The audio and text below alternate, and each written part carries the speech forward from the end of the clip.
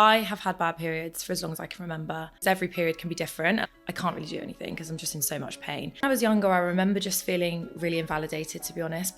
There isn't enough research on it. And so that's what I'm kind of striving for, because I think it's way bigger than just what a doctor can offer. It's like more research needs to go into this entire thing itself.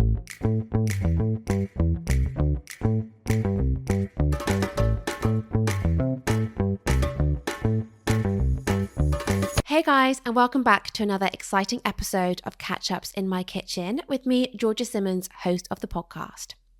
This podcast is about all things food, health and wellness, and in my kitchen this week, we are joined by the gorgeous Victoria, founder of Empower Periods.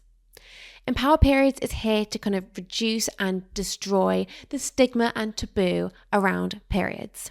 Now, half the population have a period, but we just do not talk about it enough. And I have always had a pretty good experience with my periods, so I wanted to speak to Victoria about how bad it can really be. And honestly, by hearing Victoria's journey, it can be pretty bad. And so in this episode, we deep dive on all things periods and making it not so much of a taboo topic. There is a crazy statistic that 1 in 4 women know about their own health, and that really needs to change. So we talk about that in this episode as well. It is so insightful, and I think what Victoria is doing is so brave, kind of putting yourself out there to talk about a topic which isn't often talked about. Is quite hard, but I think it should be talked about more, and so that's why I was really keen to get Victoria in my kitchen today. So I really hope you enjoy the episode. There's a lot of insights and interesting topics discussed here today, so enjoy, and let's go and welcome Victoria in the kitchen.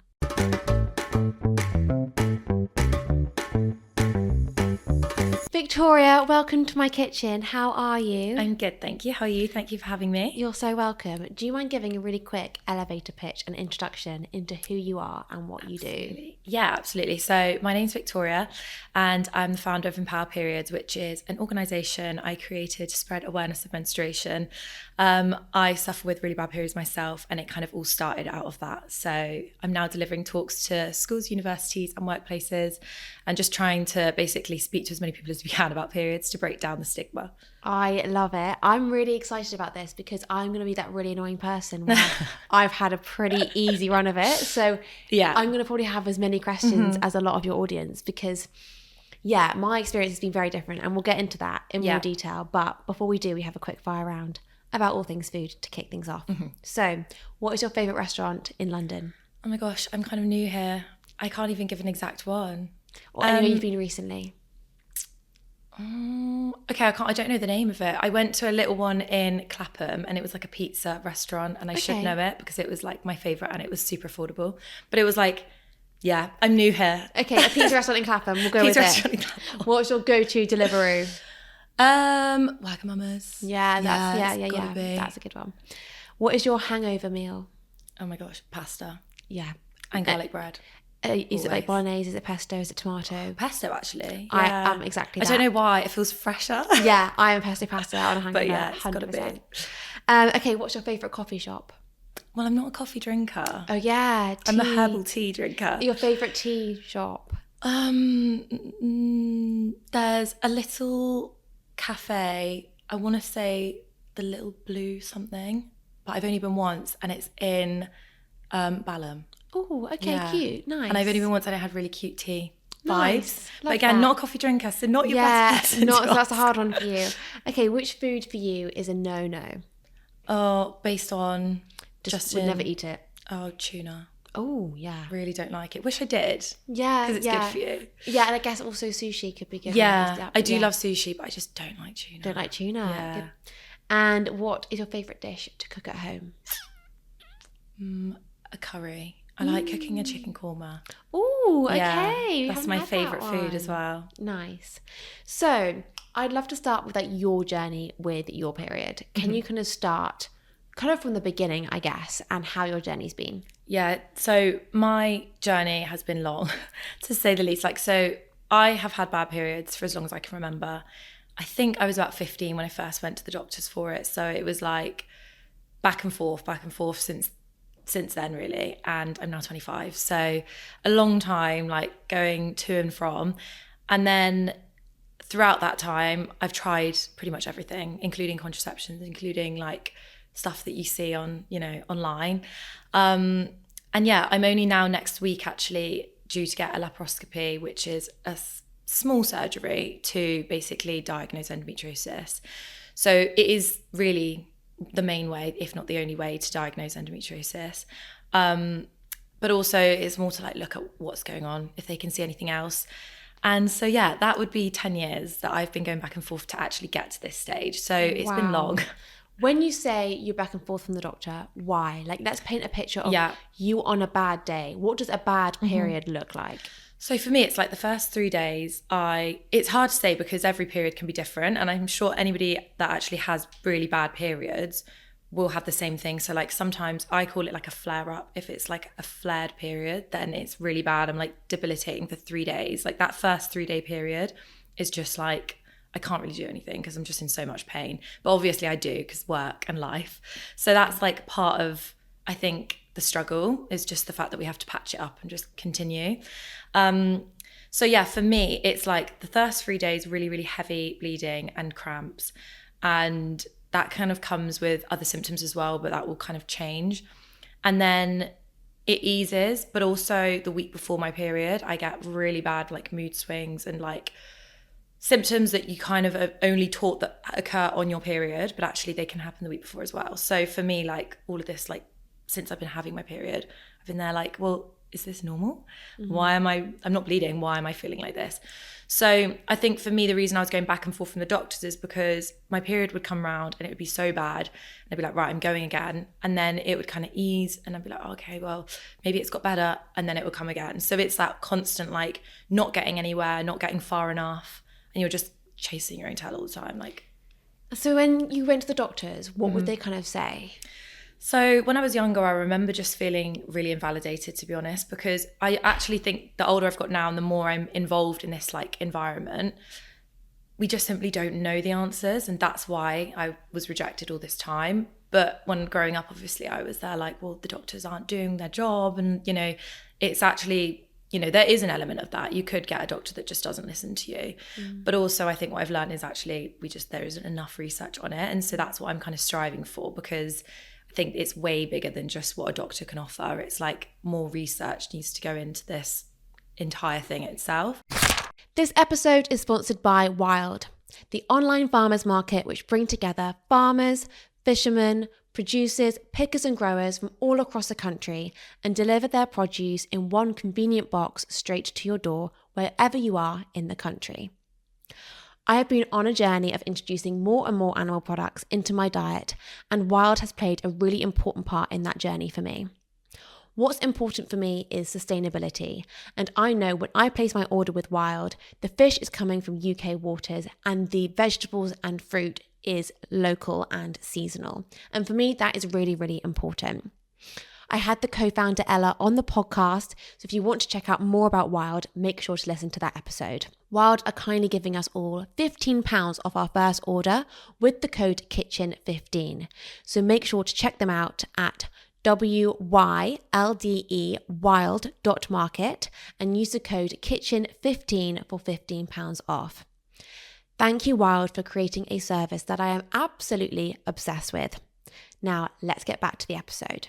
Most of the time it was like, a lot of it was put down to IBS, so irritable bowel syndrome, because I did have like irritable bowels alongside my period, but it was kind of, the period thing was ignored and we would just go straight to IBS. What else? It was also just like, you just have a bad period. The amount of doctors that have just said, this is just what a period is like. And I'm like... And it's probably a male doctor saying that. Yeah, as well. And that's also frustrating. Yeah. Because a lot of the time I have spoken to people where I'm just like, you can't relate to me at all. But yeah, it's more just the bad period thing. Or they just try and, a lot of the time I've just been like kind of, not shoved, but shoved something like try this contraception, try this. And that to me, like, wasn't what I wanted to do, but that wasn't an answer. It was like, this is your only option, which wasn't, So let's touch on contraception. What did you try? And because I think that is a thing, like take this, because just reflecting on my journey, Yeah. mine's very short and sweet. Basically, I never suffered from a bad period. I'm going to be like your worst enemy. I've never suffered. No, I love this for you, though. I've never suffered with a bad period. Yeah. I've never had bad period pains. I have then been on the implant. I had it for 3 years. And then the third one, the third time I had it, I had it 3 times. So the third time I had it, it wasn't working as well. Right. So then I got it removed, got my period back, then went on the coil. When I was on the implant, I had no period whatsoever. So then I definitely wanted to come off and like get that back. Got it back, went onto the coil. I have a period now that lasts about half a day. So I know I have it, but that's it. I have no pain. I never told you you'd hate me. I have no pain.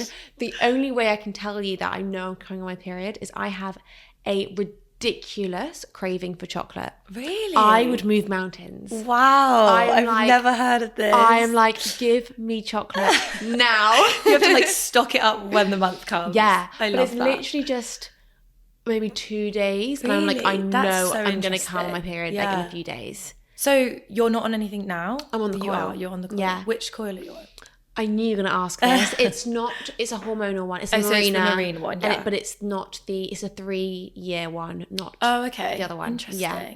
And they advised me to do that because they said that again, there's probably lots of different information out there, but I got told that with the copper coil, you do get periods, but they're not real periods. It irritates the lining of your, it just irritates and you bleed. Yeah. So they were like, if you're doing it because you think you get the period on the copper coil, it's not natural. So I would go Mirena. So I do, and I'm fine. And you're finding that good. Yeah. Good. You love that. It has been a pretty plain sailing journey for me. Yeah. So if I was your doctor, for example, when you were coming to me saying, I have a bad period, I'd be like, okay, like have some chocolate, go to bed, get a hot water bottle, enjoy your night. Yeah. Like I would, because I haven't experienced it. So when you say you have the pain, like I need the detail of like how bad it can be. Yeah. Because some people listening might be like, yes, she's speaking my language. I have not experienced. I went to a girls' school, boarding school. So I had the experiences of my friends and I got that. And I really kind of empathized with what they were going through. But from experiencing it myself, I was like, that's just really haven't. Interesting. I know. Because I think most people I speak to actually do say the opposite. Like you're a rare person. I know. Because I had actually other don't health know. conditions that I will have made up for it. But with this, I've been so lucky. Well, I love that because I feel like I'm kind of in this environment where I'm constantly speaking to people that haven't had that experience, which, you know, is good that they can open up and talk about it, but it's not obviously what we want to hear. So yeah, I think for me, the only way I can describe my period pain is like, it feels like someone's tearing out my like uterus. I mean, which is really sounds intense. Horrendous. It sounds so dark and deep when I say it, but that's like literally how I describe it to people. And like, that's what it feels like. It wakes me up in the morning. Like if I'm coming on my period that day, I will literally, like the amount of times I've like woken up at like 5 a.m. and the only thing that's waking me up is the pain in my stomach. And like I didn't have it the night before. So it really comes on sometimes like hot. Like that's not every month, but it's like a large majority.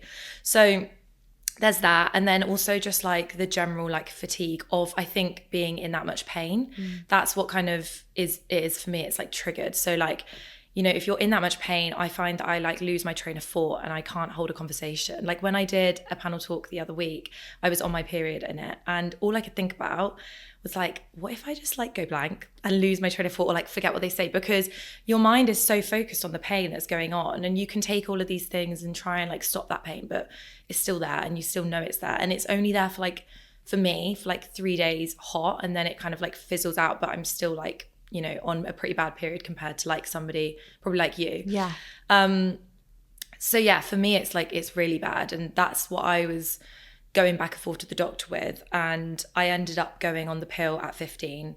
But that was just because I felt like it was almost just like given to me. Like it wasn't like, here's what it will do and blah, blah, blah. But I was 15. Yeah. My mum had known like no different than to go on the pill. So she's there like, yeah, that's fine. Like most of my friends were the same. So we obviously naturally, like I was on the contraceptive pill for heavy periods.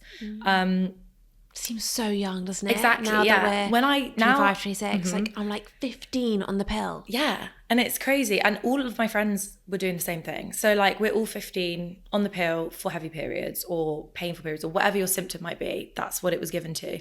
And I do remember going into the doctors and just being handed the pill. Like it was a pretty easy transaction. Like there wasn't really much I had to say, which is fine. Like it's good that it's accessible.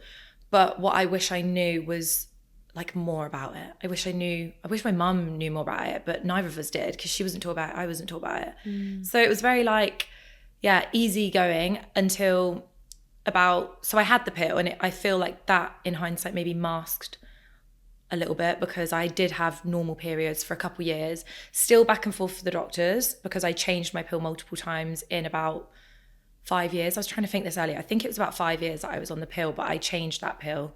How come? Because I'd go to the doctors and they'd say, oh, maybe it's not working for you. Let's try a different one. So it was just that situation. And then it came up to the pandemic and I was at university in my last year, I think, when the pandemic was like peak.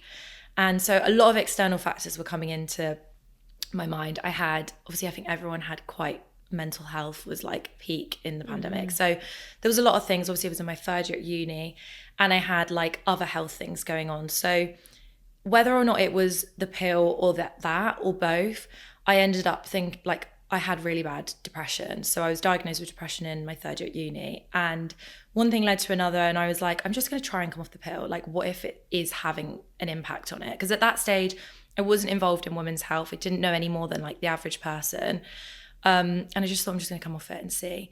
So I came off it, and this isn't to say that the pill caused any of my mental health problems, but I noticed a significant difference in myself when I came off it. So I've not really looked back at the pill since then, because mostly like maybe if it was like that what if, that's just like I don't ever want to go down that again. Yeah. So that was hard. And then obviously got back to feeling like myself again.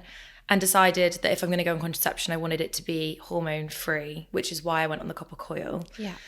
Which again, I wish I had a bit more insight on, because the doctor never really emphasized that if I already had really heavy periods, this was going to make it worse, because the copper coil side effect is heavy periods. And it was so heavy. Like I have never had periods like it.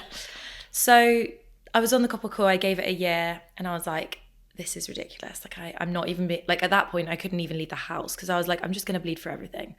So oh my gosh. Yeah, so the copper coil was not a good shout for me, but again, could work for somebody else. But I already had heavy periods, so I should have been told in more depth that they should have given me like more resources and like understanding of what I was actually requesting, I suppose, because I wanted hormone-free contraception. And I was really open to like learning. It's just again, the resources weren't there. So I came off the copper coil, had it removed, and have been contraception free since. So I do not use any like hormonal contraception. And I am actually going to get the Mirena coil fitted in my laparoscopy next week, which is a big decision for me because I've been so against contraception, like hormonal contraception since. But I'm not exactly in my best state every time my period comes around now, hormone free. And I've done a lot of research and a lot of like speaking to different women's health specialists, and they have advised this. So, you know, and the worst case is you get it removed. It's not the end of the world. So that's my kind of contraception journey. It's been a lot. It's been a lot. You know what? We're at such a vulnerable stage when we're looking for contraception. Yes. What I also find really wild, and I've spoken about this before, is that we spend so much time trying to stop our periods. Yeah. And then suddenly, like a switch, we wanted to come back again when we're ready to have children. Mm-hmm. I do find that concept quite strange. Like our poor bodies. Yeah. But that is wild. That is a big journey. Yeah. And we are in such a vulnerable position when we're looking for contraception that if a specialist says, get that pill, you will agree with them because you don't know. And also at the age of 15, 16, you're probably not going to be doing the research. No, and you don't really have an interest. Like I did not have the interest in women's health until about the end of the pandemic, to be honest. That was when I started in Empower Periods. So until I really took an interest in it, I wasn't aware of anything I was like putting in my body. I was just like, the doctor says yes, this will do. Like that was the kind of route. And yeah, in hindsight, I just wish like that whole journey, inevitably some things happen, trial and error, but I wish I had more understanding, more resources, like more access to what I was actually, you know, going through at the time. Completely. So you said you started Empower Periods at the end of the pandemic. Yeah. Why did you start Empower Periods? So in that kind of process of getting the copper coil out and then going hormone free, I was going through a really bad stage of like figuring out my body. I was so out of touch with my cycle. I didn't even understand my menstrual cycle, so I didn't know any of that existed. And so I was going through, this was like probably peak time for me, like constantly at the doctor's, like just to say like, can you just help me? Yeah. So I was going through that, and then randomly I studied history. So one thing led to another. I ended up writing my dissertation on the attitudes towards menstruation in the early modern era, which was really interesting. And I think because I was so invested in that, like 20,000 words, you're like constantly writing about it. I was so invested in that, and then so fueled by my own anger that like realistically not a lot of the ideas and theories had changed. Like we were still stigmatizing periods. I just was like, I'm just going to make Empower Periods. Like I wanted to build a community, but more so, to be honest, at the time, because I needed support. I was like, someone out there must be feeling like me. Like I cannot be the only person struggling with periods and feeling rejected from doctors. And again, at the time, I wasn't that like me and my friends didn't necessarily open up about this stuff, and I didn't know anybody going through it. So to me, in like my little hometown, I was pretty alone. I felt really on my own and lonely, and just like a bit rejected from the system because no one was helping me. So I made this Instagram page, and one person said that it really helped them because I started posting like basically just my experience, to be honest. And then as soon as one person said it, I was like, well, if I can help one person, that's that. And it's just kind of spiraled, and we built a community of now like sufferers and supporters. So not everyone that follows me gets bad periods. People have said like, this has really helped me with my partner, which is really nice. But a lot of the people are obviously going through similar, if not the same as what I've been through. Completely. So that's where it's kind of come from. Were you a bit nervous about kind of branding yourself as the Empower Period Girl? Yes. Yeah, I'm the period girl. Yeah, not that there's anything wrong with that. Yeah, no, absolutely. I actually think it's so brave and so inspiring. But like in terms of amongst your peers, friends, family, you've got a page talking about periods. Yeah. Were you not like, how's this going to come across? Sometimes I do still think about it. I'm like, my family, like I talk to my grandparents and I'm like, I don't know if this is like really weird for you. Trust me, I've thought this about multiple things I talk about. But do you know what I mean? It probably is. So yeah, there are certain things I still do think about. But at the time, I think I was just so desperate. I was like, this has to have good impact. And I don't know why. Like when I think back to like little old me doing that, it's so out of character. Like even now I'm like, that was rogue. Like who did that? And yeah, so I definitely don't really relate to that. I don't know, like it just kind of happened. And the only thing I can put it to is like pure desperation of just like someone out there must be feeling like me. Okay. And yeah, I guess the more I spoke about it, the more people spoke about it to me. And then that empowered me. And anybody that did think anything different of it, I was like, well, all of these other people think that it's good. So that's like what kind of drives me. But yeah, I think there's definitely an element of that. It was a nerve-wracking time, I suppose, to create. For sure. I guess why do you think it's a taboo topic? Because people don't often talk about it. Like I don't really talk about it with my friends. Yeah. And that's quite strange, really, because, you know, we all, well, half the population get it. Yeah. So why do you think it's a taboo topic? I think it's because, for me, education's the root of taboo. So if we can go into speaking to younger, more impressionable, vulnerable people, say, then like children, and talk to them about periods in a light that is not private, not secretive, not scary. And almost like the way I do it in talks is I provide like a period positive pack for people to take home. And that to me makes them slightly excited for the next period to try the products. It's only a small thing, but it just means you've kind of taken away that fear and instilled excitement and all these other feelings. So I think it's definitely just, we haven't been taught, and like education is like what we're trying to push here, because if we can teach people what a period actually is and take away this like private secret factor. I mean, when we were young, in my school, it was like girls were in one class in primary school, you're going to be taught about this, boys were separate, but then obviously the boys are there thinking, oh, what did the girls do? And it's secret, and then it's like, oh, you're talking about this, and all of a sudden you've got this like, I don't want to tell you what we were talking about and I want to know, and then that introduces this whole secret and private idea, which is taboo. Yeah, so like a massive disconnect. Exactly. And they then, we kind of shame men sometimes for not understanding, but like they never got taught either. Yeah. So it's like a full thing, like we don't know what we're going through. They can't possibly know what we're going through because we don't know. So yeah, we're really trying to like bring everyone together and be like, it's okay that you don't know, but like we're going to talk about it.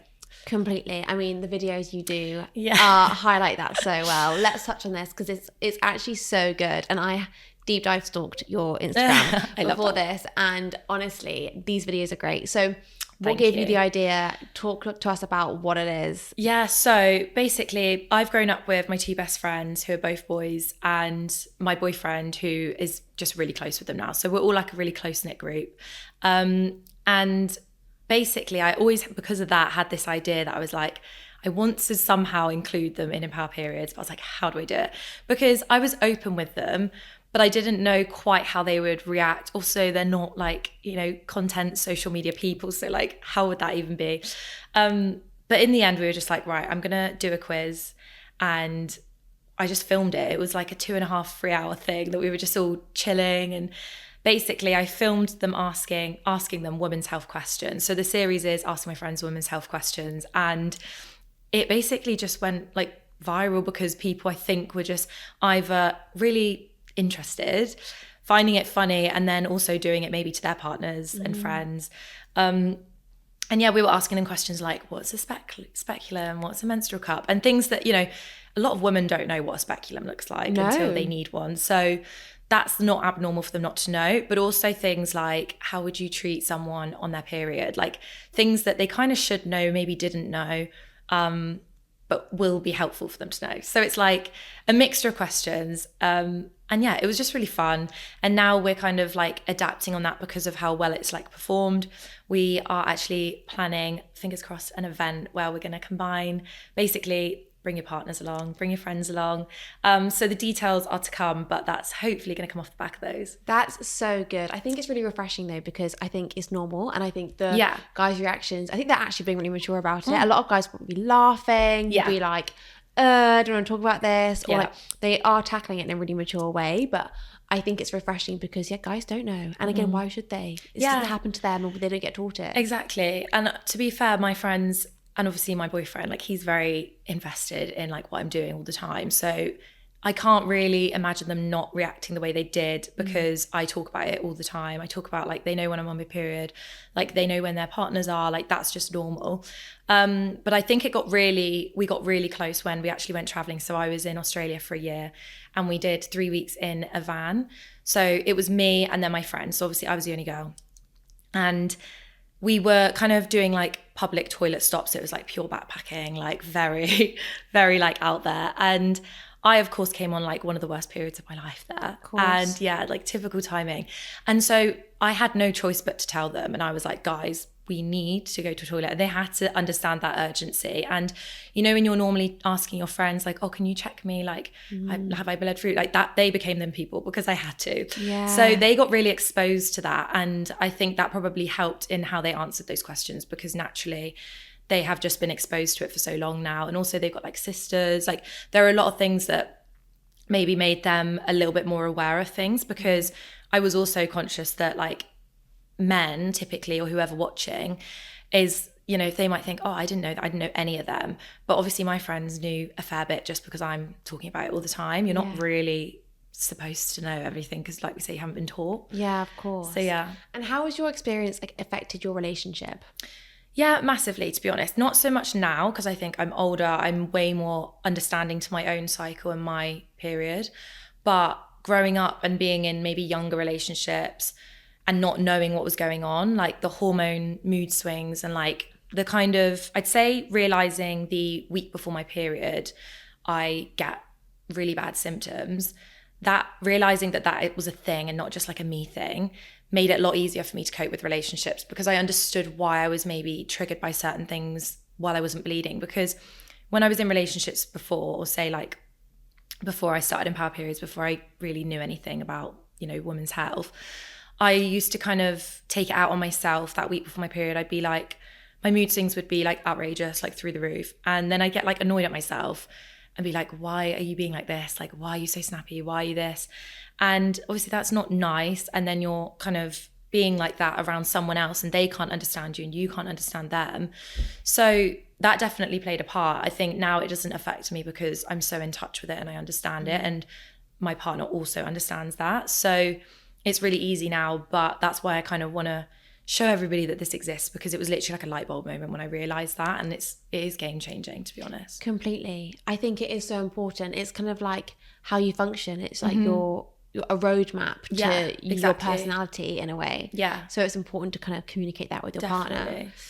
Talking about like the roadmap, let's talk about tracking your cycle, because I think funnily enough, don't track mine because it's pretty simple.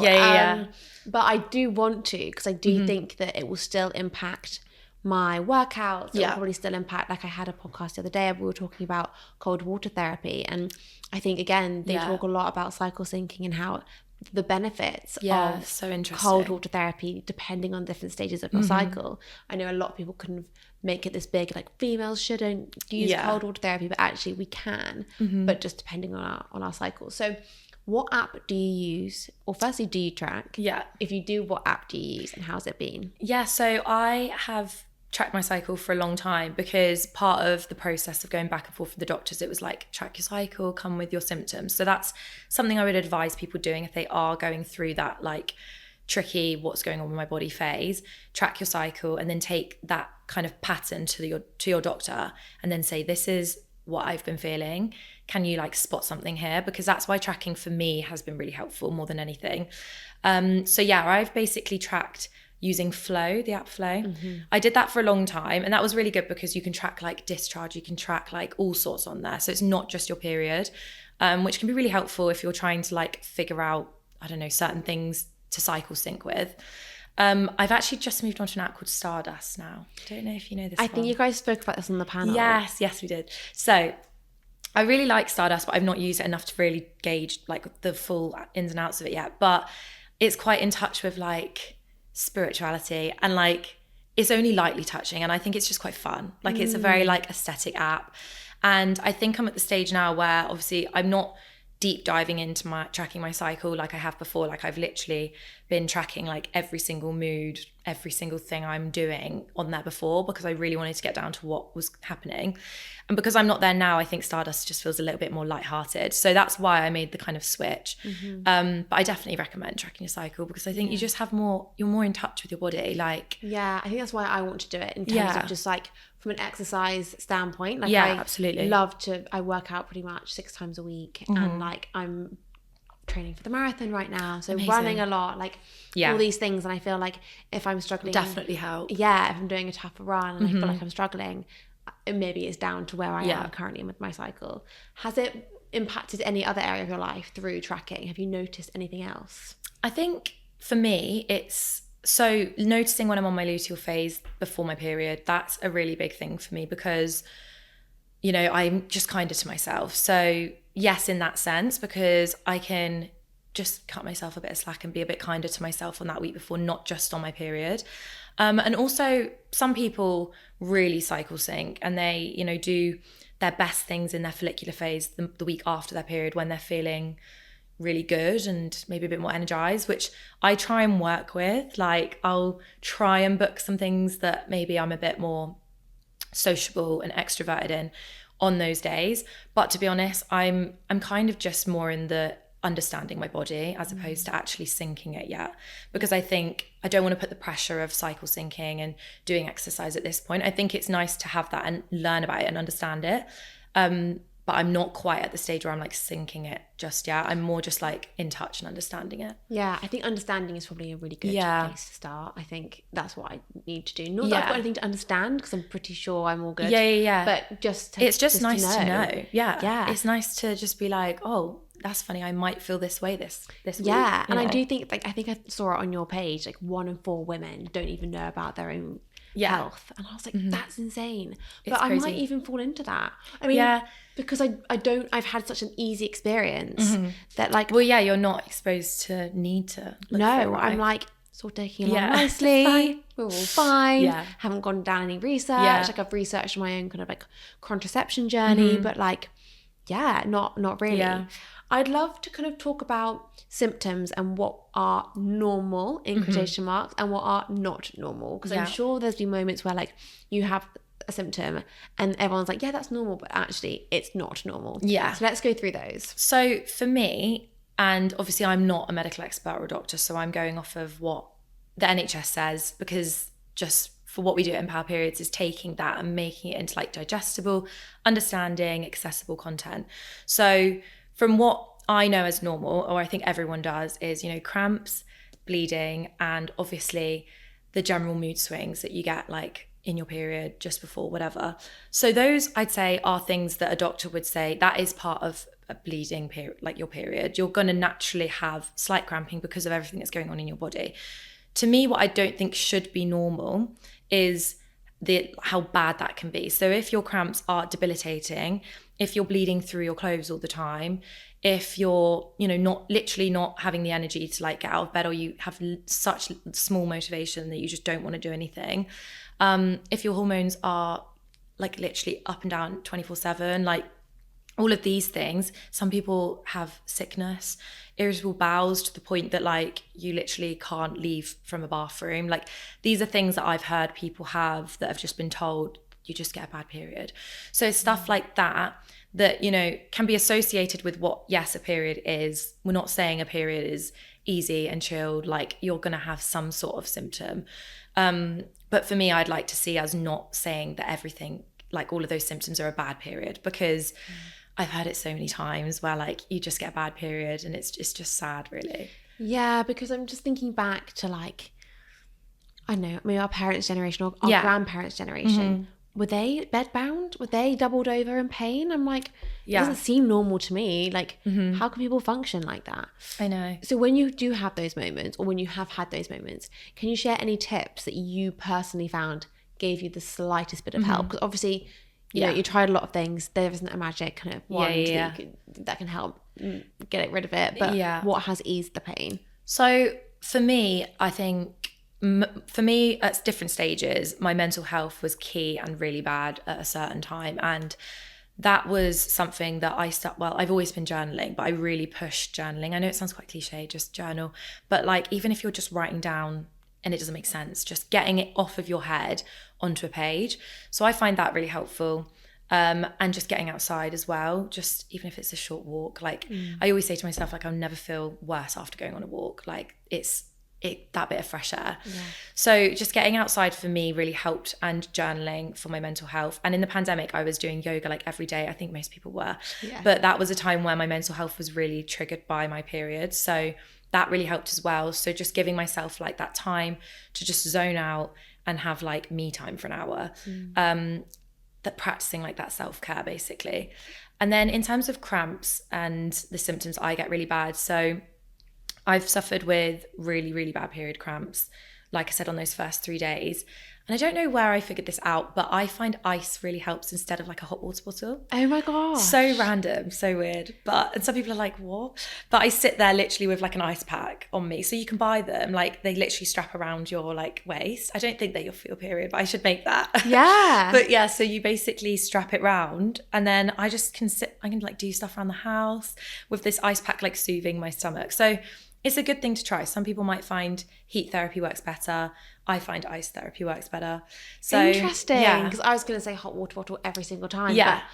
And I do find not that the helps. expert in this. But like, I think it's both. Okay. But it's just good for people to know, because I remember when they were really bad, I was like, this hot water bottle was doing nothing for me. And so sometimes I just like switch it up. I try peppermint tea with everything. So I do drink it all the time anyway, but I naturally like have more on my period or like the week before. And what else is there? I had another one and now it's gone.